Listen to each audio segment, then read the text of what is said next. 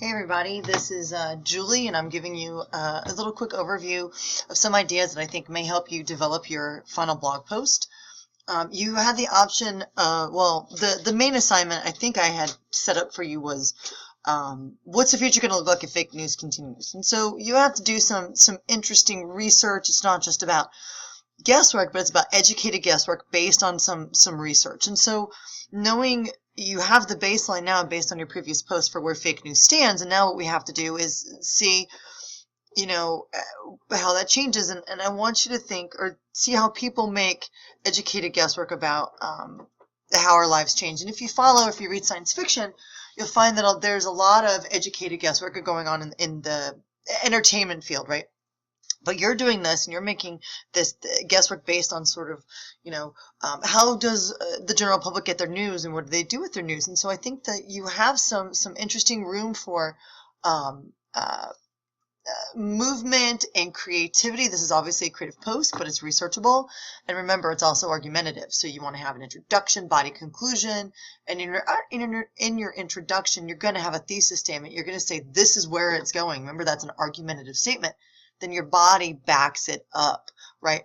But I wanted to remind you that as you're doing your internet research, remember that the writing we're doing on blogs does not make us journalists. And we have to think about what journalists do. And we often borrow information from journalists. And some of your reading, I believe, over the last week had to do with the Leiden case. And it was the guy who went into Planned Parenthood, and he said that he was, doing this to save the babies. He was working undercover. He had falsified documents, and I think he recorded people without their knowledge. But he said he was a journalist. And a lot of what's happening with fake news is that these people are saying that they're journalists, or they're purporting to be journalists, right? So I wanted to share with you from the American Press Institute just some reminders. And when we find data on the web, this is part of that credentialing process, but understanding that real journalists that have gone through sort of the academic training of a school of journalism, there are particular goals. Not everyone is a journalist. You can become a journalist over time, but these are some things to think in mind when you're looking at some of these sources that you're using for research this week. So they say the American Press Institute argues that merely engaging in a journalistic-like activity, snapping a cell phone picture at the scene of a fire, creating a blog site for news and comment, which is what we do, does not by itself produce a journalistic product, though it can and sometimes does. There's a distinction between an act of journalism and the end result. The journalist places the public good above all else and uses certain methods, the foundation of which is a discipline of verification to gather and assess what he or she finds. And so let's borrow some of that. We want to make sure that what we're writing is factual, that it's not overtly biased, and that we verify. We don't just use one source for everything, but we go to multiple sources and we try to find consensus, right? And you try to discover the truth without harming people. One of the other main differences between what journalists and newspaper reporters do and what we're doing is, for the most part, they write expository text. They do the research and they provide the data. And then a good journalist leaves it up to the readers to make up their minds how to feel about that. Now, there's some investigative journalism, certainly, that is persuasive in nature. And you see a lot of talking head pundits on cable news channels who have been journalists in the past but now are commentators. And so they've moved from presenting the data to qualifying the data and saying that it means this because, and giving it a value judgment. And so I want you to think about that. And bear in mind that you always want to make sure that your obligation, like a journalist, is to the truth. And when you're looking at good sources, that you can get a sense of inherent bias in some of the words that they're using, or look at some of the other text on the page, or look at who's advertising on the page. We've worked on this over the last 3 months now, so you should feel pretty good about it. But note, The Elements of Journalism is a book by Bill Kovac and Tom Rosenstiel, and they identify essential principles and practices. So use these ideas when you're verifying some of your sources for this week. They say journalism does not pursue truth in absolute philosophical sense, right? Like not Platonian, truth. But all truths, even the laws of science, are subject to revision. But we operate by them in the meantime because they're necessary and they work. Journalism, they continue, thus seeks a practical and functional form of truth. It's not truth in the absolute sense, but rather a pursuit of truths by which we can operate on a day-to-day basis. You know, journalistic truth is a process that begins with professional discipline of assembling and verifying facts. You'll notice that when we've looked at fake news, like the Liberty News writers and Delighted Now and some others, that oftentimes the information they present has not been researched, it's made up, it's overly emphatic, and it's meant to persuade readers to do something versus present data, right? Journalists should be as transparent as possible about sources, just like we writers should be transparent when we hyperlink to our sources in our blog. Even in a world of expanding voices, getting it right, they say, is the foundation upon which everything else is built. Context, interpretation, comment, criticism, analysis, and debate. So if they give us the data, then we can use that data to better understand the world, okay? So I just want you to sort of keep this in mind, and note as well that through journalistic training, and in that Delighted article that you read for this week, one of the important notes is that there are rules, ethical rules that journalists abide, and I'm having a hard time. Let's see if I can get this to open. Okay, I got a bug. There we go. Okay, so this is a link, and this is from Joyce Terhar in the Sacramento Bee, related to the article that you read. This is actually one of the links in that article.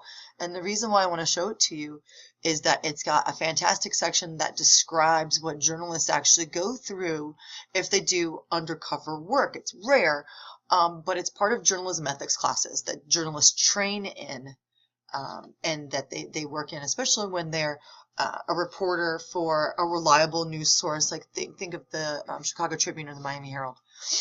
So Tahar is commenting on Bob Steele. He is a journalist and writes about journalism and ethics. She says that Steele wrote that it might be appropriate to use deception, misrepresentation, or hidden cameras if all of the following were true. So once in a while it's appropriate to do that, but here are the caveats. Number one, the information is of profound importance. Number two, all other alternatives for obtaining it have been exhausted. There's no other way to get this data other than going undercover. Number three, the nature of and the reason for the deception will be disclosed. Right? Number four, those involved apply excellence to the full pursuit of the story. Now, number five, the harm prevented outweighs any harm caused. And six, the journalists involved have thoroughly vetted the ethical and legal issues. And we know with the Delighted case, because they were just, I believe now they've been charged with 15 felonies. That just came down like 2 weeks ago. So the article you read was from last January, and now the case is moving forward for recording people without their consent, which is against the law in California, and for, I think, the creating of false documents. I think that was, they dropped that charge. But think about it. The nature and reason for the deception will be disclosed, which they didn't do. They applied excellence to the full pursuit of the story. If you cut and misrepresent the people who are speaking and don't provide the full conversation, but provide it in snippets and out of order, then that is not applying excellence to a full pursuit of the story, but it's creating a new story, falsifying information to persuade the public to do whatever it is that they wanted the public to do, right? To be very upset with Planned Parenthood. So, on that note, I wanted you to see this because it's this type of context that we didn't get a chance to talk about in class that I think will be really helpful as you continue to combat fake news and you look at the types of sources journalists are using, the type of phraseology, how much detail they provide, and what do you think the purpose of that article would be. All right, and finally, I wanted to share with you a logical fallacy, and let me get back to it, the logical fallacy of middle ground. Let's see if we can find it here. It's one that we haven't talked about yet, but I think it's one that you're pretty familiar with. Let's see, I'm trying to find it because it's got a really nice,